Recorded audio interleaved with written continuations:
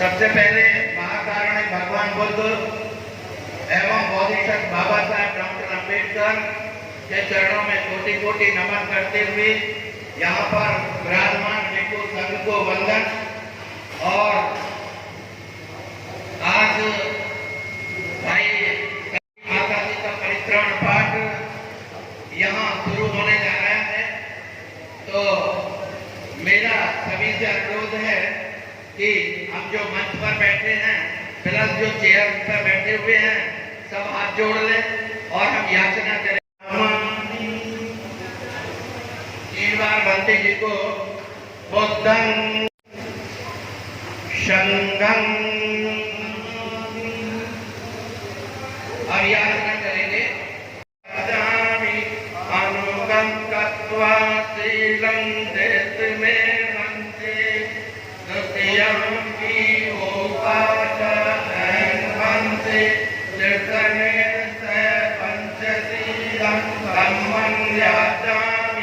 अनुगम कत्वा शीलं देत में वंदे सत्यापि उवाच वंदे पंचशीलं धम्मं याचामि अनुगम कत्वा शीलं देत में वंदे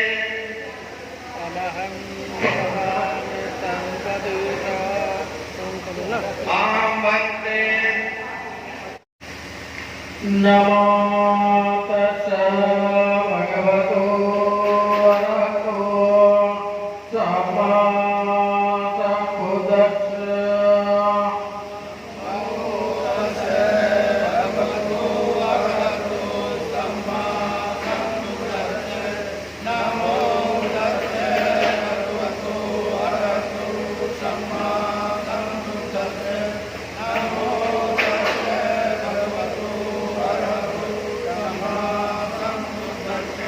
बुद्धं शरणं गच्छामि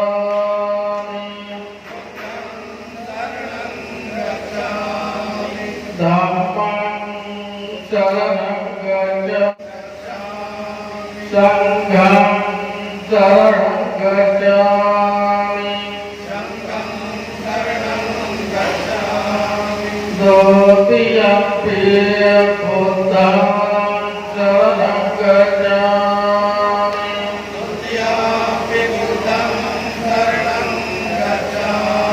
द्वितीयम्पि धम्मं शरणं गच्छामि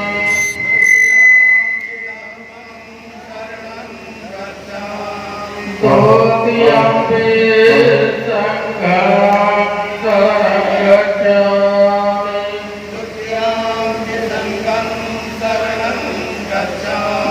तृतीयम्पि बुद्धं शरणं गच्छामि शरणं गच्छामि तदीयम्पि धम्मं शरणं गच्छामि तदीयम्पि धम्मं शरणं गच्छामि वेरमणि सिक्खापदं समादयामि आदिन्नदाना वेरमणि सिक्खापदं समादयामि कामेषु मिथ्याचारं सिक्खापदं समादयामि कामेषु मिथ्याचारा वेरमणि सिक्खापदं समादयामि मुसावादा वेरमणि सिक्खापदं समादयामि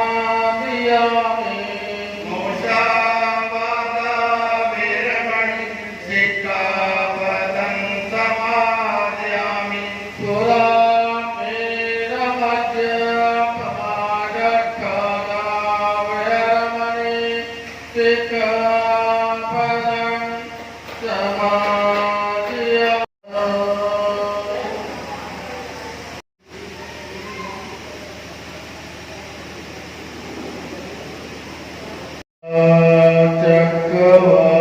चक्रवालेषु अत्र गच्छन्तु देवता सद्धम्मं मुनिराजन् शृण्वन्तु सकलोकदान् धम्मश्रवणकालो अयं भदन्तु धम्मश्रवणकालो अयं भदन्तु परितश्रवणकालो अयं भदन्तु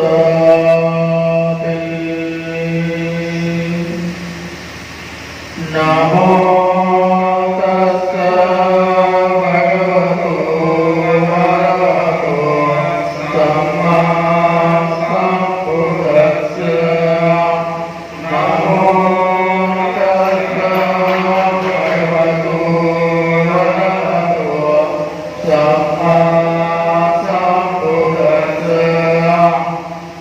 नमो तस्स भगवतो अरहतो सम्मा सम्बुद्धस्स इति प्रेषो भगवान् सम्मा सम्बुद्धो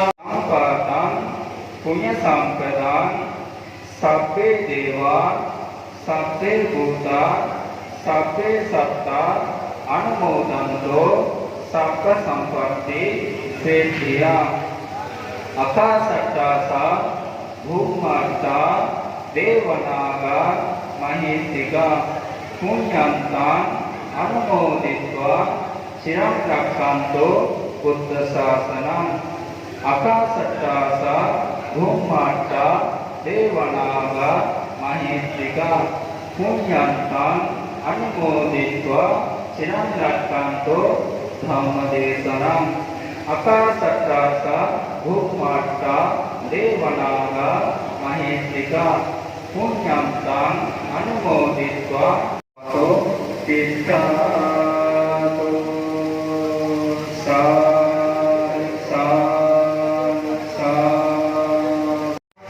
मानकोट पत्नी सरदेव सरदार सिंह सरदार मोती सिंह और यहाँ पर भिक्षु संघ दिल्ली प्रदेश से आए हुए भिक्षु संघ उन्होंने अपने बहुत ही भगवान बुद्ध का जो प्रत्राण पाठ कहते हैं, रक्षा सूत्र कहते हैं, इसे हिंदी में रक्षा सूत्र भी कहते हैं, है ना। तो आज हमारे जो बड़े सुपुत्र हैं उनके प्रताप सिंह जी और छोटे जो सुपुत्र हैं उनके संत सिंह जी जो दिल्ली प्रदेश में अंग्रेजी में प्रवक्ता हैं और उनका सब पूरा परिवार यहाँ पर उपस्थित है। दिल्ली से भी आए हुए और भी उनके जो शुभ चिंतक रहे हैं वो भी यहाँ पर उपस्थित हैं। तो मेरी जितनी जानकारी है, क्योंकि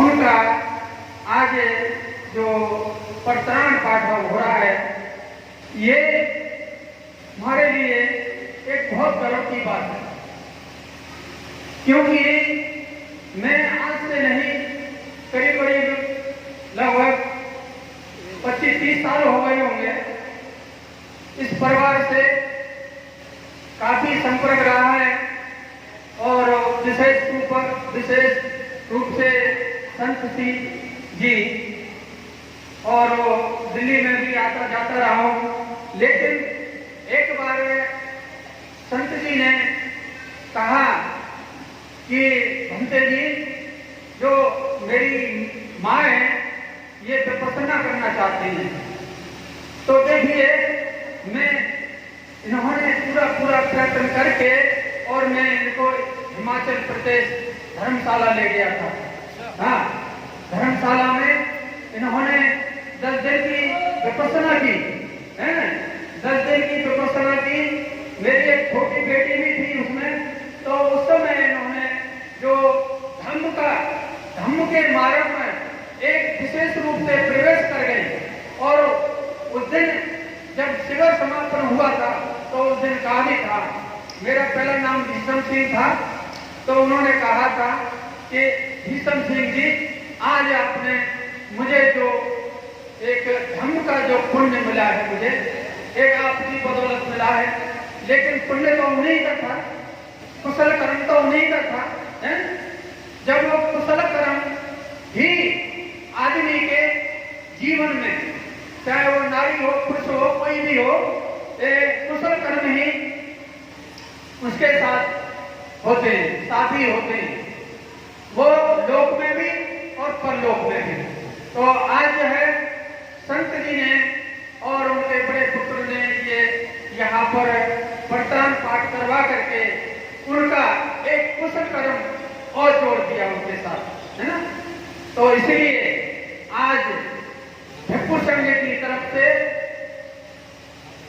और महामानव भगवान गौतम बुद्ध और हमारे सबके प्राणस्रोत्र बाबा साहब डॉक्टर B.R. अम्बेडकर जी, है ना, क्योंकि उन्हीं की बदौलत तो ये धर्म का सब कुछ हुआ है ना।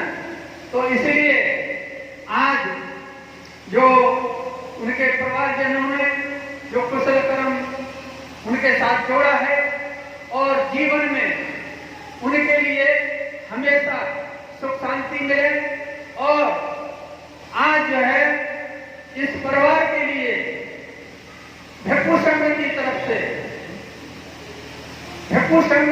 से उनके परिवारजनों के लिए और उनके दोनों बेटों के लिए, सभी समाज के लिए, क्योंकि ये संदेश जो है यहाँ तक सीमित नहीं है, ये संदेश पूरे देश में जाएगा। ये बंदे जी हमारे बुद्ध कीर्ति जी जो बंदे जी आपके बीच में बैठे हुए, इनकी तो सगी माई थी, क्यों समझे जी? तो इसलिए इनका भी बहुत बड़ा पुण्य रहा कि आज जो है हम भिक्षु संघ के द्वारा, भिक्षु संघ के माध्यम से ये जो प्रस्थान पाठ हुआ है, एक विशेष बात हुई है। और ये सारा संदेश जो धम्म का और प्रस्थान पाठ का, ये पूरे देश में जाएगा।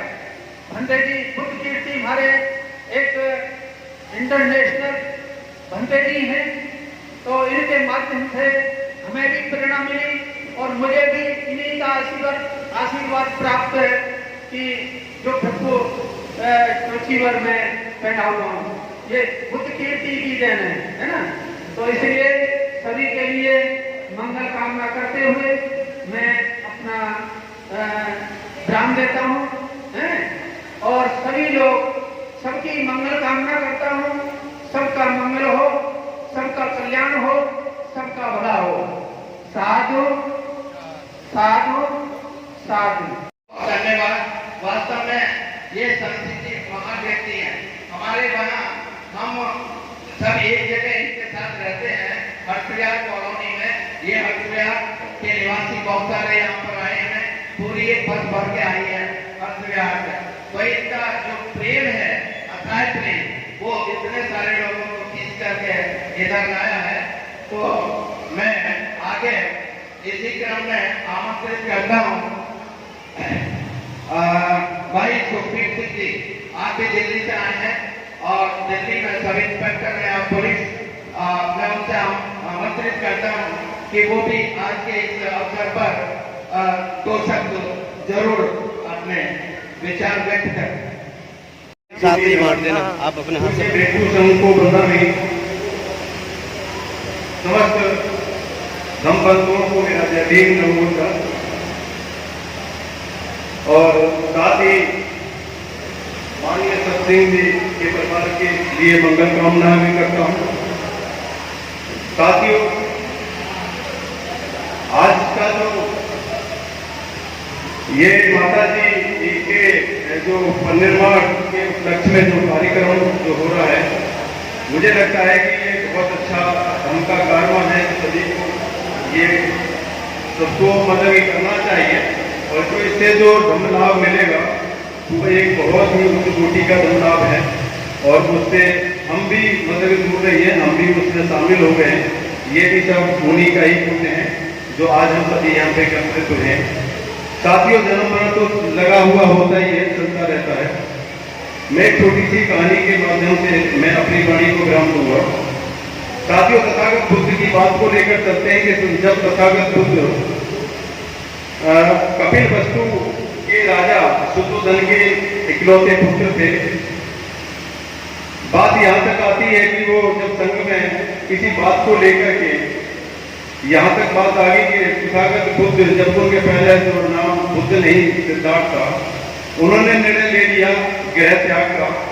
तो गृह त्याग करते वक्त जो महाराजा शुद्धोधन थे, शुद्धोधन ने अपने इकलौते पुत्र को सभी सुख देने के लिए वादा करने लगे कि मैं तुम्हें सभी तरह के सुख दूंगा, लेकिन तुम गृह त्याग मत करो।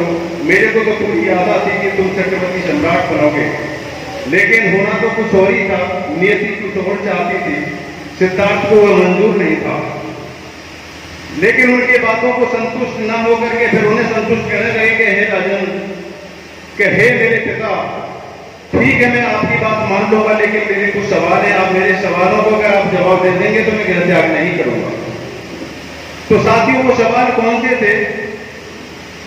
सिद्धार्थ अपने पिताजी से कहते हैं अपने हाथ से बांट देना कि हे पिता, मुझे वचन दो कि मैं कभी बीमार नहीं होऊंगा। फिर दूसरा था कि हे पिताजी, मुझे वचन दो कि मैं कभी बूढ़ा नहीं होऊंगा। फिर अगला सवाल कि हे पिताजी, मुझे वचन दो कि मेरी कभी मृत्यु नहीं होगी।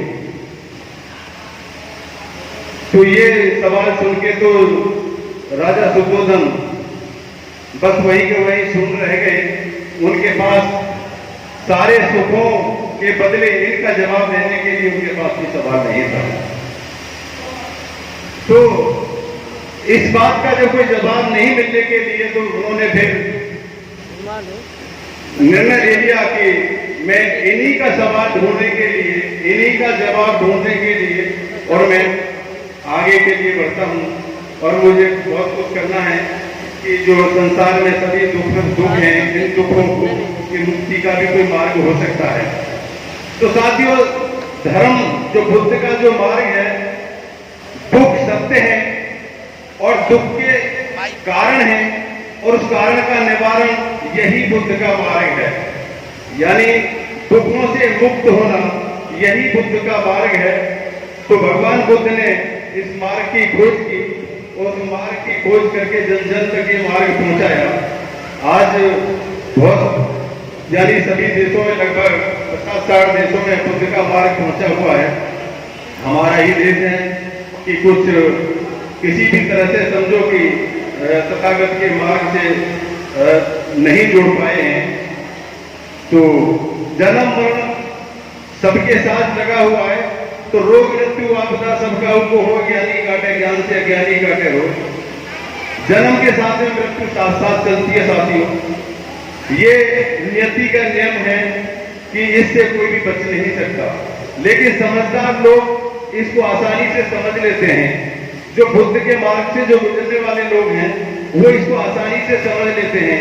कष्ट तो सभी को होता है, लेकिन उसको सहन करने का एक जो मादा है या एक कला है, वो बुद्धिस्ट लोगों में एक विशेष तौर पर पाई जाती है। हमारे साथी ने कहा सुखी जी नहीं जन्म तो लगा रहता है, इस संसार का नियम है, आज आया है कल जाएगा नहीं। परंतु कुछ आदमी अपनी हृदय छाप छोड़ जाते हैं। जैसे माता जी ने छाप छोड़ी को दर्दियां सिवर किया, बुजुर्ग आदमी दर्दियां सिवर करके आए तो एक बड़ी उपलब्धि है। हर एक के दृष्टि सिद्ध करना भी नहीं है कि वहां बहुत पाबंदी होती है। और दूसरा मैं तो ये कहूँगा, तथागत इस परिवार को सत्संग दे, सुखी रहे, संपन्न रहे।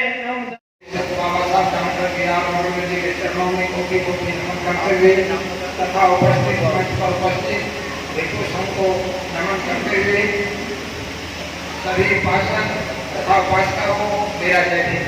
नमस्कार साथियों, आज जो आपको मालूम है, विदित है कि आज जो परिक्रमा पाठ हमारे साथी श्री शमशेर जी और प्रताप सिंह की माता जी का जो दयाक्षण हमारा 26 जून को हुआ, उसके लिए आज इतना जो है परिक्रमा पाठ किया जा रहा है।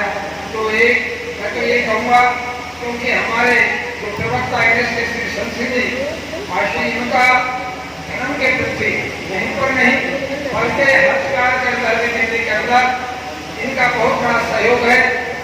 वहाँ पर हर्षकार के अंदर एक बहुत बड़ा बोध विहार जो कि दिल्ली में अपना एक नाम छापे हुए है, उसके प्रमुख हैं हमारे प्रधान श्री दिलभान सिंह जी। उसमें हमारे शमशेर जी प्रवक्ता इंग्लिश के लोगों का बहुत बड़ा योगदान रहा है। और पूरी तरह से चाहे कोई किसी भी परेशानी हो, कितना ही दान की जरूरत पड़े, कहीं पर भी जाना हो, तो इनके सहयोग से भव्य बोध विहार वहाँ पर जो है दिल्ली हर्षकार के अंदर है। इनका बहुत बड़े सहयोग से होते हुए तो यही चीज इन्होंने यहाँ पर भी परिनिर्माण और परिक्रमा पाठ किया जा रहा है। इससे संदेश आएगा जो हमारी माता बहनें तथा और भी भाई हैं, उन सबको ये वास्तव में एक बहुत बड़ा जो है हमको जो है श्रमदान दे रहे हैं, ताकि हम इन्हीं के मार्ग पर चले, भगवान बुद्ध के रास्ते पर चले, जो कि हमारे इंस्पेक्टर साहब अभी उन्होंने बताया था कि श्री सुखी सिंह बुद्ध ने कि भगवान बुद्ध ने एक दुखों का कारण बताया कि संसार में दुखी दुख है, लेकिन दुखों का निवारण किस मार्ग से होगा? वह बौद्ध धर्म है। बौद्ध धर्म भगवान बुद्ध का धर्म जो है, इसी से हमारा कल्याण होगा। मैं साथियों से यहाँ पर माता बहन बेटी है, अगर पूजा करनी है तो भगवान बुद्ध की करें, पूजा करनी है तो बाबा साहब डॉक्टर बी आर अम्बेडकर की करें। परंपरा के धर्म के अनुसार ही करते हैं। और मैं तो ये कहूँगा कि ये नहीं कहूँगा मैं उसको मत करो। भगवान बाबा साहब की विचारधारा पे अगर आप चलोगे तो अपने आप ही खुद के धर्म पर चलना शुरू हो जाओगे। और इससे ज़्यादा कुछ नहीं कहूँगा। और मैं तथागत भगवान से ये कामना करता हूँ कि श्रद्धेया श्रीमती मानकोट जी जो इनकी माता जी हैं, इस दुखी घड़ी में इनके परिवार को जो है दुख को सहन करने की शक्ति प्रदान करें। सभी को जय हिंद। 2 ही मिनट में एक ही वाक्य को कहना है, वाक्य भी नहीं है, केवल शब्द है कि सूर्य की तरह चमकना तो हर कोई चाहता है, लेकिन सूर्य की तरह जलना कोई नहीं चाहता। अगर हम सूरज की तरह चमकना चाहते हैं तो सूरज की तरह जलना भी पड़ेगा, तभी चमक सकते हैं। बिना जले चमक पैदा हो नहीं सकती है। तो एक गृहस्थ आदमी के लिए आप हिंदू मुस्लिम बौद्ध ईसाई सिख जैन के कोई मतलब नहीं है, कहाँ हो इससे भी कोई मतलब नहीं है। आपने देखा होगा हल्की चीजें ऊपर जाती हैं और भारी चीजें नीचे आती हैं। बस अपने आप को हल्का बनाने का प्रयास कर लो ताकि सूरज की तरह हम चमक सके। कुछ जलना सीख लो। तो गृहस्थ किस तरीके से जलता है, कौन सी जलन है जो गृहस्थ को अपने जीवन में उतार करके वो सूरज की तरह अपने परिवार को चमका सकता है, अपने समाज को चमका सकता है। अगर मैं मांस खाता हूँ, हत्या करता घूमता हूँ, तो दूसरे आदमी को प्रेरित नहीं कर सकता कि तू मांस मत खा, हत्या मत कर। जब मैं खुद नहीं करता तभी दूसरे को कह सकता हूँ। अगर मैं चोरी करूँ, चकारी करूँ, लूटपाट करूँ, पैसों की हेराफेरी करूँ, तो दूसरे को ये नहीं कह सकता कि तू ये काम मत कर। इन चीजों को मैं जो आदर्शवाद में सामने वाले में देखना चाहता हूँ, उसे मुझे अपने आप में पैदा करना पड़ेगा, तभी मैं सामने वाले को प्रेरित कर सकता हूँ। इसी तरीके से अगर मैं खुद अनैतिक कार्यों में लिप्त हूँ, चाहे वो रेप के हों, चाहे वो छेड़छाड़ के हों, चाहे वो मोलेस्टेशन के हों, मैं दूसरे को किसी को प्रेरित नहीं कर सकता कि इस रास्ते पे मत चलो, ये काम नहीं करना चाहिए। जब मैं खुद नहीं करता तभी तो दूसरे को कह सकता हूँ। उसके बाद में भगवान उदाहरण कहते हैं, जब मैं खुद झूठ बोलूंगा, खुद चुगली करूंगा, खुद गाली गलौज करूंगा, खुद कटु वचन बोलूंगा, दूसरे की भावनाओं को ठेस पहुंचाऊंगा, तो दूसरे को प्रेरित नहीं कर सकता। मधुर वाणी बोलो, गाली मत दो, चुगली मत करो, चपाटी मत करो। मैं दूसरे को तभी प्रेरित कर सकता हूँ जब इन कामों में खुद करूँ, तभी चमक सकता हूँ सूरज की तरह। उसके बाद में अगर मैं खुद मदिरा पान करता हूँ, खुद धूम्रपान करता हूँ, पता लगे मैं यहाँ पे अपने आपको भाषण दे रहा हूँ कि भैया धूम्रपान नहीं करना चाहिए, मदिरा पान नहीं करना चाहिए, बैक स्टेज में जाके सिगरेट के चक्के मारा, तो ये बेकार है। जब जो चीज मुझ में है मैं दूसरे को उसी के लिए प्रेरित कर सकता हूँ। आपने देखा है आम के पास में आम होता है, वो आम ही देगा, नीम तो नहीं देगा ना। अगर हमें सूरज की तरह चमकना है, हम कहीं भी रहें, किसी पंथ में रहें, किसी समाज में रहें, लेकिन अपने आप में ये जलन थोड़ी सी पैदा करें ताकि वो चमक पैदा हो सके। ना वो बताई जाएगी। बहुत बहुत धन्यवाद। उस सेठ का नाम आनंद था। सेठ जी जो है इतने कंफ्यूज थे कि वो कभी भी दान देने की उनकी इच्छा नहीं थी, कभी दान नहीं देते थे। उनके एक लड़का था, उसका नाम मुंशी था, और वो अपने इकलौते लड़के को भी यही शिक्षा देते थे कि कभी दान नहीं देना चाहिए, धन को बहुत संभाल कर रखना चाहिए। यदि आपके पास कोई चापलूस लोग आ जाए उनसे भी बच के रहना, क्योंकि इससे धन नष्ट होता है। यदि शराबी कोई आपके साथ, उससे भी बच के रहना कि धन को नष्ट नहीं होने देना। यानी को इतना कंजूस था तो लड़के को तो उसने ऐसी शिक्षा देती कि लड़का भी बिल्कुल भी कोई दान देने की उसकी इच्छा नहीं थी। धीरे धीरे समय चलता रहा। उस सेठ ने जो है उसके पास काफी धन इकट्ठा हो गया, जेवरात। उस टाइम में जो भगवान बुद्ध के समय की बात है, उस टाइम सोने चांदी का ज्यादा होता, तो उसने 4-5 घरों में जो उसके पास धन था उसको इकट्ठा किया और अपने घर में दबा दिया। जब दबा दिया तो समय की बात है तो मृत्यु निश्चित है, एक ना एक दिन मृत्यु सबकी होनी है। और उसी बीच में बाई चांस जो सेठ जी की मृत्यु हो गई, लेकिन सेठ जी की जो आसक्ति थी उसके प्रति, क्योंकि उसने जो जेवर दबाया हुआ था, मृत्यु जरूर होगी लेकिन उसकी आसक्ति उसी के प्रति बनी हुई थी कि मैंने वहां जेवर दबाया हुआ।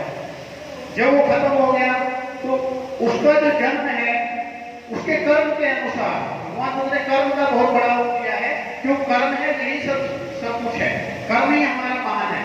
तो उसके कर्म के अनुसार ही कुछ समय जैसे वहां से मृत्यु हुई तो वो भिखारियों की बस्ती में उसका किसी भिखारी के यहाँ जन्म हो गया। जब भिखारी के यहाँ जन्म हो गया तो उसका जन्म हुआ तो वो बहुत ही क्रूप पैदा हुआ। उसका जो बच्चे का जो रंग रूप था वो अच्छा नहीं था, तो सभी उससे बहुत ही मतलब उसको बहुत ही गलत से नजर से देखते थे। जब वो थोड़ा बड़ा हुआ वो भीख मांगने लगा। एक बार वो भीख मांगते मांगते जहां उसका लड़का मूलश्री का मकान था वो वहां से निकला। जैसे ही वहां पहुंचा तो उसके जो बच्चे थे मूलश्री के वो देख के रोने लगे। उसको जब रोने लगे तो उसने कुछ लोगों को अपने को बुलाया और उसकी पिटाई करवा दी। उसी समय की बात है, उसी समय जब वहां से भगवान खुद आनंद धंधे के साथ वहां से निकले थे तो उन्होंने देखा तो उन्होंने मूलश्री को बुलवाया आनंद से बोल के और उनको बताया कि मूलश्री ये पूर्व जन्म में आपके पिताजी थे। तो अब लेकिन मूलश्री कह लगा कि मैं कैसे इसका विश्वास करूं। तब उन्होंने उसको कहा कि वे आप जो है ये बताइए कि आपने यहाँ पे कोई खजाना दबाया था, वो सोने चांदी के जेवर दबाए थे, वो कहाँ है। उसके जो पिताजी जो था आनंद नाम का, उसने जो है वो बता दिया कि यहाँ दबाए। जब वो दबाया तो वास्तविक वहां वो धन निकला। तो आज भगवान बुद्ध ने तो उनको बताया कि ये जो आदमी एक दिन जो पानी का बुलबुला होता है उसके समान है आदमी का जीवन, वो कब खत्म हो जाए कोई पता नहीं है। तो इसलिए मनुष्य का कर्म है कि वो अच्छे काम करे, दान अवश्य करे।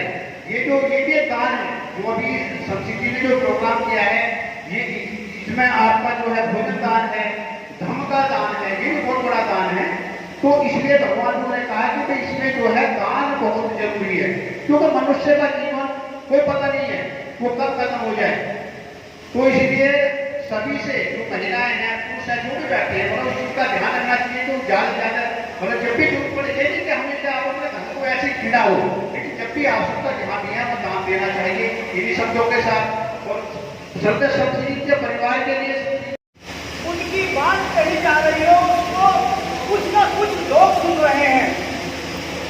तो मैं ऐसे लोगों को साधुवाद देता हूँ कि जो ऐसे शुभ कार्य को इस छोटे से गांव में या बड़े से गांव में कर रहे हैं वो साधुवाद के पात्र हैं।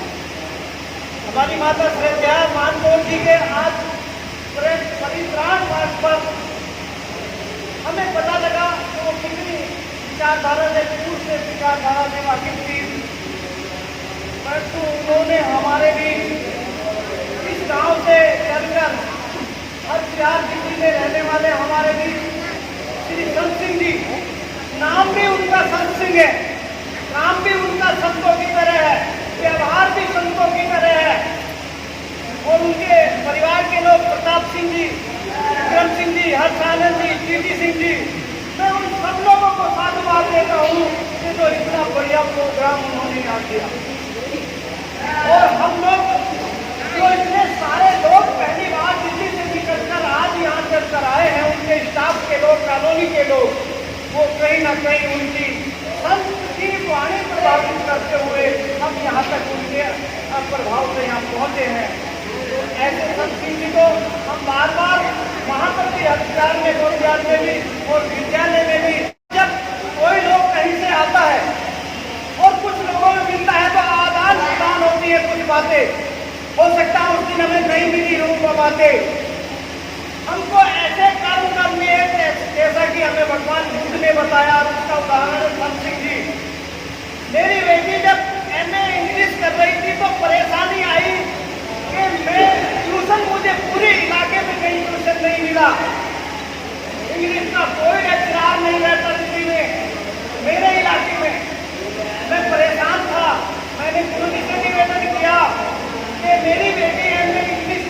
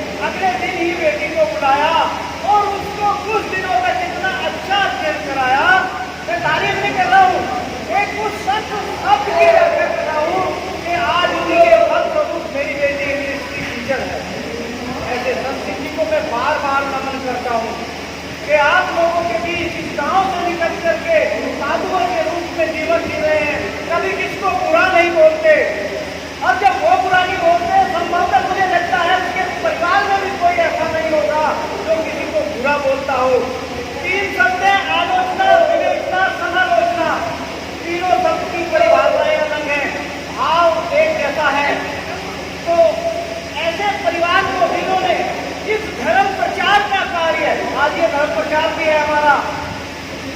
मैं मानता हूँ ये धर्म प्रचार है, भले ही एक आदमी ने शुरू किया हो, और इस धर्म प्रचार को यदि हम गाँवों गाँवों तक ले जाएंगे तो हम बाबा साहब के मान को खाकर जो मौज मस्ती का जीवन जी रहे हैं उसको कहीं ना कहीं कम करेंगे।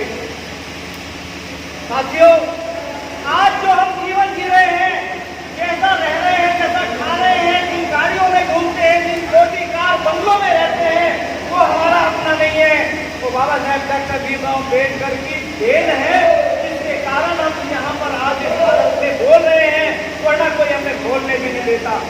और जब हम नौकरी बाबा साहब की कर रहे हैं, जाति प्रमाण पत्र बाबा साहब का कर रहे हैं, सारी आजादी बाबा साहब के द्वारा ले रहे हैं, तो क्या हम उनकी बात नहीं मान सकते? बात मानने के लिए हम अटक जाते हैं और मंदिरों की तरफ भाग जाते हैं, करवा चौथ की तरफ भाग जाते हैं, दिवाली होली त्योहारों की तरफ भाग जाते हैं। वहाँ हमारे ध्यान नहीं रहता कि बाबा साहब ने क्या कहा था। तो इसलिए ऐसे संस्कृत परिवार को, जिन्होंने आज बाबा साहब की विचारधारा को इतने लोगों के बीच में फैलाया, मैं अपनी टीम की तरफ से उनको साधुवाद देता हूँ। धन्यवाद। नमो बुद्धाय। जय हिंद। थैंक यू डॉक्टर साहब। भगवान बुद्ध को नमन करते हुए और भारत के आधुनिक निर्माता, भारत के संविधान के शिल्पी और नारी मुक्ति की जन्मदाता भगवान बुद्ध, भगवान डॉक्टर भीमराव अम्बेडकर को नमन करते हुए और सभी धर्म बंधुओं, ये परिधान पाठ आज हमारे एक दुर्लभ बौद्ध कीर्ति की अध्यक्षता में उनकी पावन उपस्थिति में हो रहा है। मैं बौद्ध कीर्ति जी को बहुत व्यक्तिगत रूप से जानता हूँ। आज से कम 25 साल पहले उन्होंने एक मेरे मित्र की शादी को संपन्न किया था। उनके कर्तव्यों से और इनका नाम पूरी दिल्ली में, पूरे क्षेत्र में है। रही बात, मैं अपने एक सांत्वना, एक श्रद्धांजलि अर्पित के रूप में मैं माता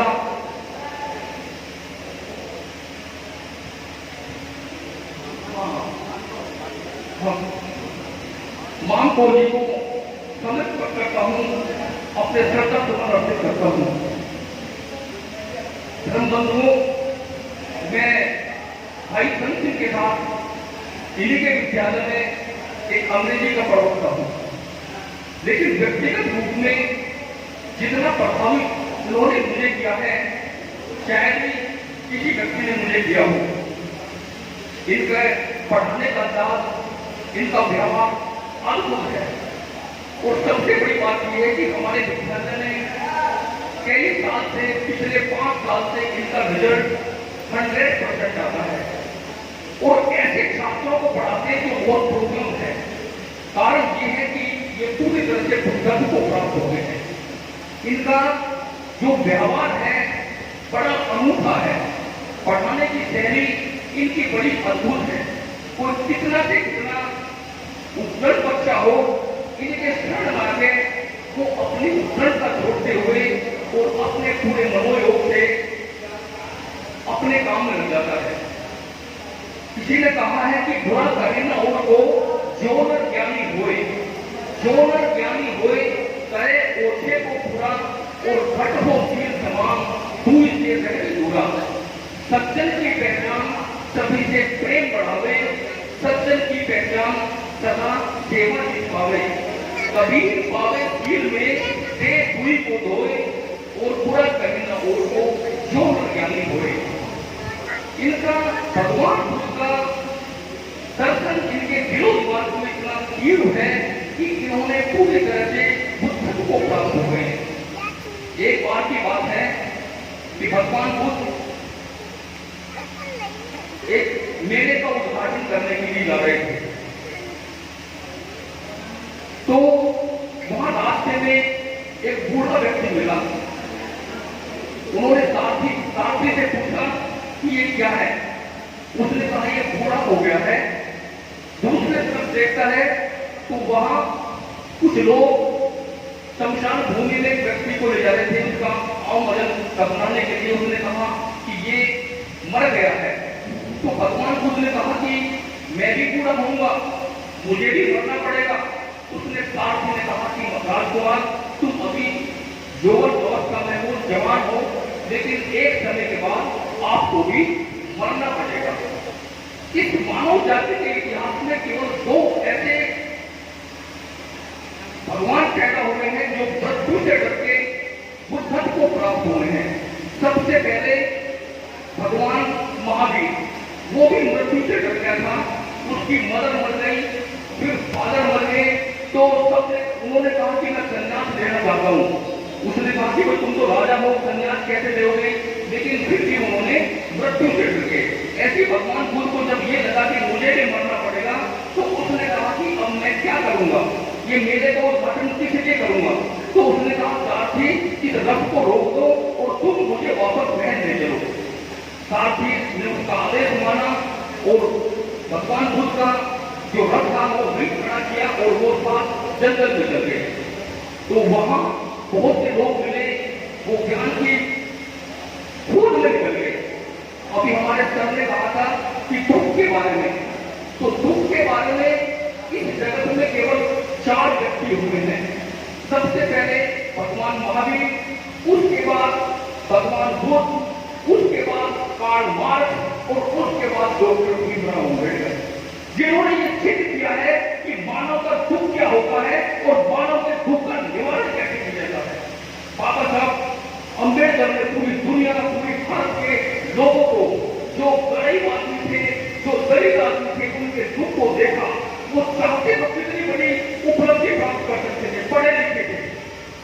गायकवाड़ ने उन्हें पूरा खजाना दे रखा था, जो चाहे वो पढ़े, लेकिन उन्होंने वो सब छोड़ दिया, कहा कि मुझे तो इस मानव जाति का उत्थान करना। ऐसे भगवान बुद्ध ने कहा कि भाई मुझे तो इनका ज्ञान दिखाना है, लोगों का दुख क्या होता है और उस दुख का निवारण कैसे होता है। भगवान बुद्ध 6 साल तक एक चावल के दाने पर रहे। किसी ने कहा कि कैसे मुक्ति मिल सकती है, तो 6 साल तक एक चावल के दाने पर रहे और वो बिल्कुल कमजोर हो गए। उनका पेट और पीठ एक हो गई, इतनी शक्ति नहीं थी शरीर के अंदर कि वो गर्मी का मौसम का आधार के थे और बर्फर में निरंजना नदी बहती थी। तो निरंजना नदी में वो उतर गए, लेकिन उनके अंदर इतनी शक्ति नहीं थी कि वो उस नदी से बाहर निकल जाए। तो उन्होंने वो जड़ पकड़ कर उस पेड़ की वो निकले और फिर धन्यवाद दिया। फिर एक ही आया उनके दिलो दिमाग में कि मृत्यु एक झूठ सत्य है। एक ही शब्द कहा पूरी मानव जाति के लिए कि मृत्यु झूठ सत्य है, उन्हें ज्ञान हो गया।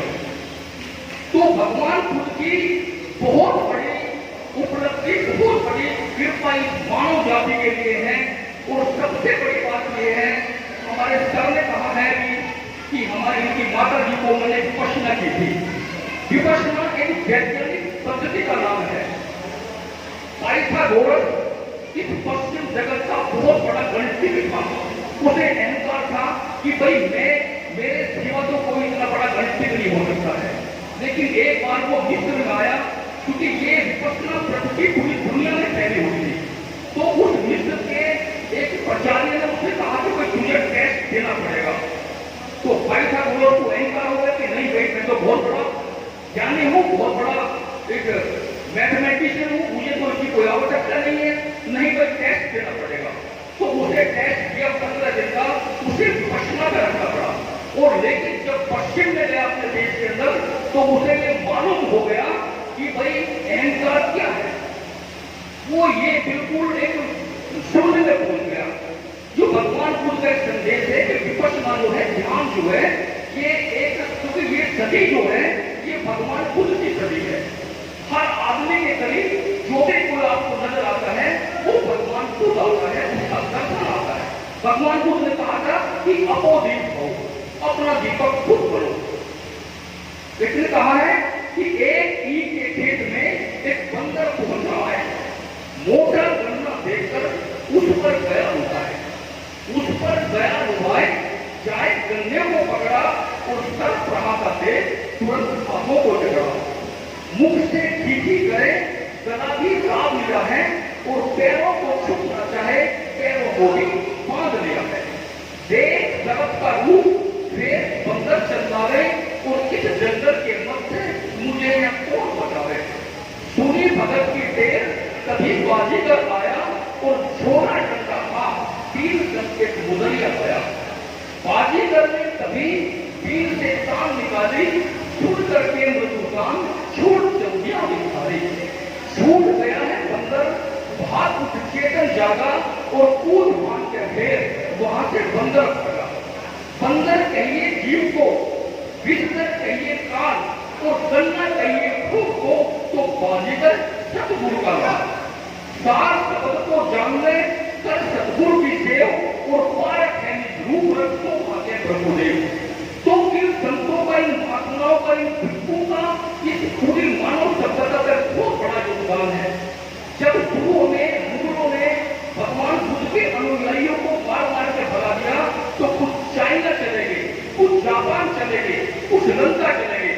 लेकिन आज जो चाइना में इतनी सुपर पावर बनी है, इसमें भिक्षुओं का बहुत योगदान है। एक बोधि नाम का एक बहुत दुर्लभ एक भिक्षु था, उसने पूरे चाइना को चैन कर दिया। एक महाकश्यप का पूरे जापान को चैन कर दिया। चीन हुआ, जापान हुआ, कंबोडिया हुआ, कंबोडिया हुआ, वियतनाम हुआ, लाओस हुआ, कितने बौद्ध धर्म को मानने वाले देश हैं। आज वो धर्म ऊंचाई छुए पड़े हैं, क्योंकि कोई छुआ छात नहीं है, कोई अंतर नहीं है कि क्या भगवान है क्या कुछ है, खुद है, सब कुछ मान लिया है। जापान वालों ने क्या कि हम ये सब कुछ है, धर्म करते हैं, उनको ध्यान करते हैं, आराधना करते हैं। तो उसके बाद तो मैं फिर भी मैं बता रहा हूँ कि भाई ये तो संत जी ये मृत्यु तो दूर करते हैं। कहा कि सब नाम से भावे जीवन भया शरीर, जीवन भया शरीर भरोसा इसका ना है। और जो बालू की बीज समय का मानो, समय जो बीता आए काल का बाजे घंटा, एक दिन जाना पड़े चाहे बाजा हो उनका। कबीर समय का उठिए समान छूटे तीर, सत नाम जब पाओगे जीवन भया शरीर। इन्हीं शब्दों के साथ मैं अपनी वाणी को विराम देता हूँ। बोलने को तो मैं बहुत बोल सकता हूँ भगवान खुद के। और जो मुख्य डिग्रियां की MA, MSc, PhD, DSc, LLD, DLitt और बार एक्ला, इतनी डिग्रियां बाबा साहब के पास भी आप लोगों को प्रेरणा लेनी चाहिए। प्रेरणा लेंगे बाबा साहब डॉक्टर अम्बेडकर से। और प्रेरणा अगर आप शिक्षित बन गए तो संत जी जैसे व्यक्ति ग्रामीण इलाके से निकलकर दिल्ली में प्रवक्ता इंग्लिश बन गए। तो मैं अपने प्यारे बच्चों को ये बताना चाहता हूँ कि वो ज्यादा से ज्यादा शिक्षा पे ध्यान दें, मंदिरों में बिल्कुल ना जाए, किसी की पूजा पाठ ना करें, लेकिन अपने मदर और फादर की जरूर सम्मान करें, उनका रेस्पेक्ट करें, उनकी समय समय पर पूजा करें, ये आपके लिए लाभकारी होगा। और अपने अतिथियों का जरूर सम्मान करें, क्योंकि हमारी यदि हम नैतिकता हमारे अंदर होगी तभी हमारा कल्याण हो सकता है, अदरवाइज नहीं हो सकता। किसी के भी अंदर अहंकार का भाव नहीं आना चाहिए, घमंड का भाव नहीं आना चाहिए। मैं अपनी वाणी विराम देता हूँ। और प्रताप सिंह जी बड़े भाई हैं, आप कुछ कहना चाहेंगे?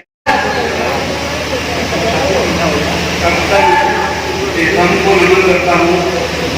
महान शख्सियत भारत खुद ने जो हमें बड़ा ही महान शब्द दिया, उसको नमन करता हूँ। और यहाँ पर ऊपर से बिल्कुल को नमन करता हूँ।